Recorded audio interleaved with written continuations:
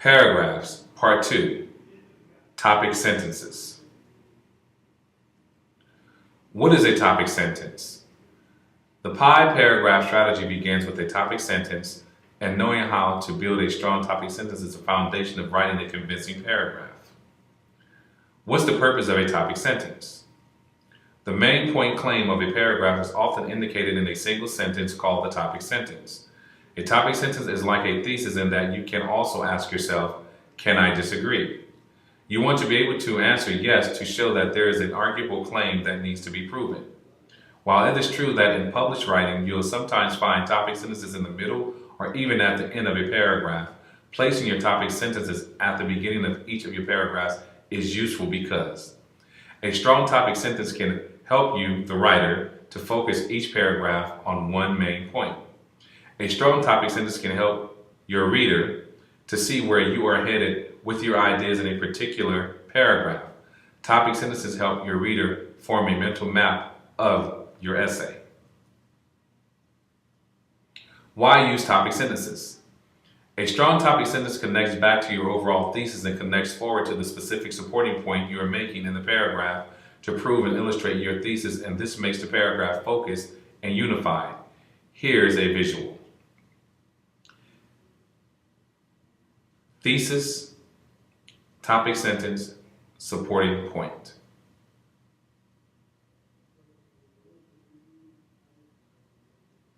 How can I use strong topic sentences? What differentiates a strong topic sentence from a weak one? This chart points out some of the main differences between a topic sentence that is genuinely helpful to you and your readers and one which is not. A weak topic sentence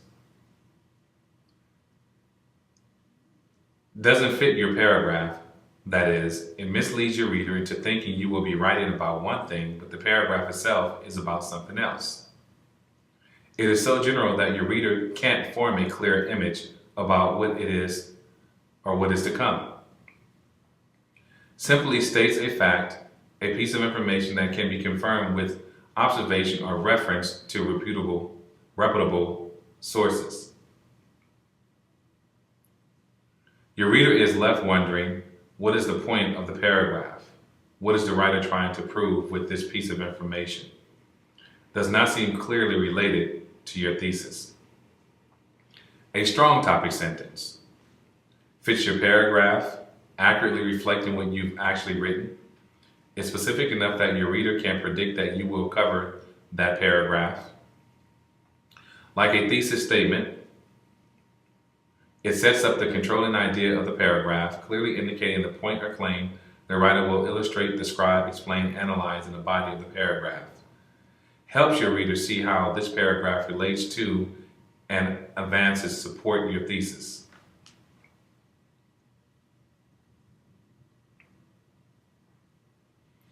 Some guidelines for writing strong topic sentences. A topic sentence must predict or promise what follows, so it cannot be a question. To orient the reader, you may use a question as the first sentence, with the topic sentence as the answer to that question. Example: weak. Should schools provide free computers for their students? Strong. Schools must provide free computers for their students to assist them in their studies and prepare them for their future careers. Phrases such as I think or in my opinion may muddle or weaken topic sentences. Your writing is always your opinion, so you don't need these phrases unless you are central to the idea that you are trying to convey. Weak. I think that it is important for every woman to carry pepper spray. Strong. As violent criminals take over the city streets, women must carry pepper spray to protect themselves. The topic sentence should provide clear relationships among all of its elements so that it can provide a framework for understanding the rest of the paragraph. Weak. Historians record only dry statistics. We should read novels. Strong. Accurate historical novels give us a deeper understanding of the past than do the dry collections of facts and statistics that pass for history text. A topic sentence needs to be clear and specific so that it can predict and summarize the rest of the paragraph for the reader. Weak. Public transit is terrible. Strong. Incapable of providing reliable, comfortable service, the San Francisco municipal transit system is failing its ridership. Practice. Choosing a topic sentence that fits. The topic sentence of the paragraphs below has been removed. Read them carefully and then choose the best topic sentence among the four choices below. Be prepared to explain your choice. Paragraph 1.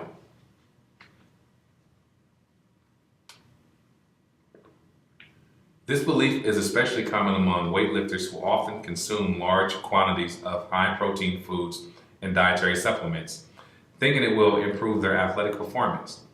Like weightlifters, football players consume too much protein, expecting it to produce additional muscle energy. Although it is true that muscles contain more protein than other tissues, there is no evidence that a high-protein diet actually constructs more muscle tissue than a normal diet. Nutritionists point out that muscle cells grow from excess protein but from exercise.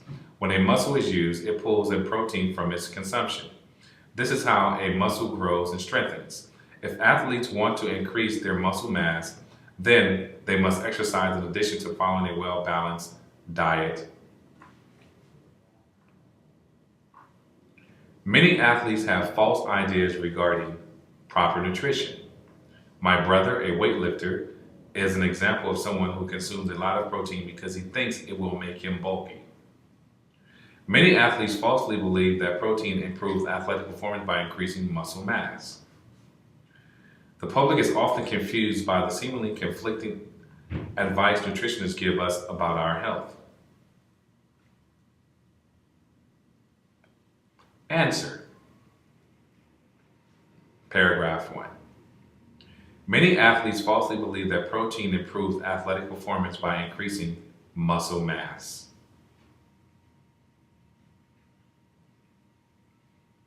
Practice. Paragraph 2. Lately, parents and critics across the country have been making a bigger fuss about the number and content of commercials aimed at children. And it seems as though the media has become a scapegoat for adults who have set questionable health guidelines for their children. It is both logical and factual to state that parents are the number one authority for most everything in their child's life, which of course includes food choices. Recent studies from the Institute of Medicine found that the easiest and most reliable measure of understanding a child's health and diet is to look at the health and diet of the parents. It is very likely that a child's obesity did not come from the media, but from behaviors within the family. Even if advertisements become restricted or more limited, if parents do not enforce healthy diets or teach nutrition, the children will have learned nothing. Timothy J. Meares of the Wall Street Journal realizes that without addressing the issues of parent control, the ban on child food advertisements are appealing on the surface, but ultimately is useless. 1. Despite increasing rates of child obesity, we should not ban junk food ads aimed at children. 2. According to Andrew Martins of the Chicago Tribune, the rates of obesity among 6 to 11-year-olds more than tripling during the last 3 decades, doubling for children aged 2 to 5, and increasingly even more for adolescents 12 to 19 years. The staggering figures regarding childhood obesity alone are alarming enough to generate a stir. Although junk food advertisements are being blamed for children, poor dietary habits regulating these ads will not address the real source of the problem: lack of parental guidance. Answer. Although junk food advertisements are being blamed for children's poor dietary habits, regulating these ads will not address the real source of the problem: lack of parental guidance.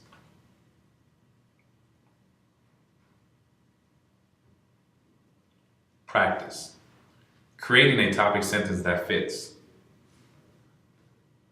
1.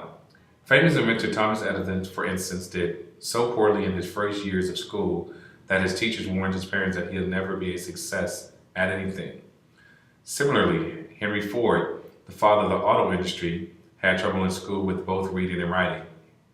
But perhaps The best example is Albert Einstein, whose parents and teachers suspected that he was retarded because he responded to questions so slowly and in a stuttering voice. Einstein's high school record was poor in everything but math, and he failed his college entrance exams the first time. Even out of school, the man had trouble holding a job until he announced the theory of relativity. 2.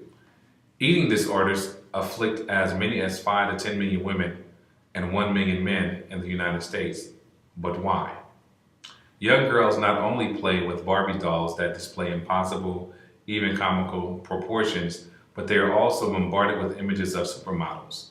These images leave an indelible mental imprint of what society believes a female body should look like. Carrie Kirby, a University of Nebraska mental health counselor, adds that there is no halo effect to body image as well. We immediately identify physical attractiveness to mean success and happiness. 3. From Deborah Bloom's What's the Difference Between Boys and Girls? Boys tend to gather in large competitive groups. They play games that have clear winners and losers and bluster through them, boasting about their skills. Girls, early on, gather in small groups playing theatrical games that don't feature hierarchy or winners. One study of children aged 3 to 4 found they were already resolving conflict in separate ways. Boys resorting to threats, girls negotiating verbally, and often reaching a compromise. Answer. Here's some possible topic sentence you could use. Doing well in school does not always demonstrate intelligence or future success.